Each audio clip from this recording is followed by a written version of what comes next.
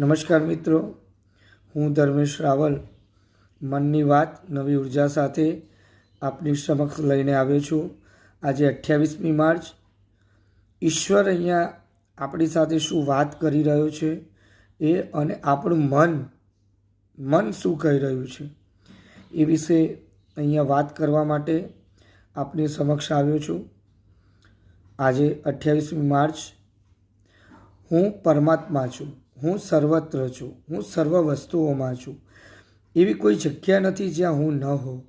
આ હકીકત તમને પૂરેપૂરી સમજાઈ જાય અને તમે એ સ્વીકારી શકો ત્યારે જાણજો કે સ્વર્ગનું રાજ્ય તમારી અંદર આવી રહેલું છે। પછી તમે તમારી શોધ પડતી મૂકી અંતર્મુખ થઈ શકશો। પછી તમે જે કંઈ શોધો છો એ બધું તમારી અંદર મળશે। આજકાલ એવું કેટલા ઓછા લોકો કરે છે, તેઓ બીજે બધેથી જ જવાબો શોધવામાં એટલા રોકાયેલા હોય છે, માત્ર પોતાની અંદર તેઓ જોતા નથી। જ્યારે તમે એમ સ્વીકારી શકો કે હું તમારી અંદર જ છું, ત્યારે પછી તમને ક્યારેય એમ નહીં લાગે કે તમે એકલા છો।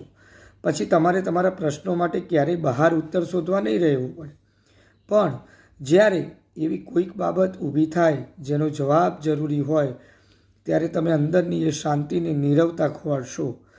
મારી સમક્ષ તમારા પ્રશ્નો અને સમસ્યાઓ મૂકશો અને હું તમને જવાબ આપીશ। પછી તમારે એનું પાલન કરતાં શીખવું જોઈશે। ભીતરથી હું જે પ્રગટ કરું તેનું ચોક્કસ ને સંપૂર્ણપણે અનુસરણ કરવું પડશે।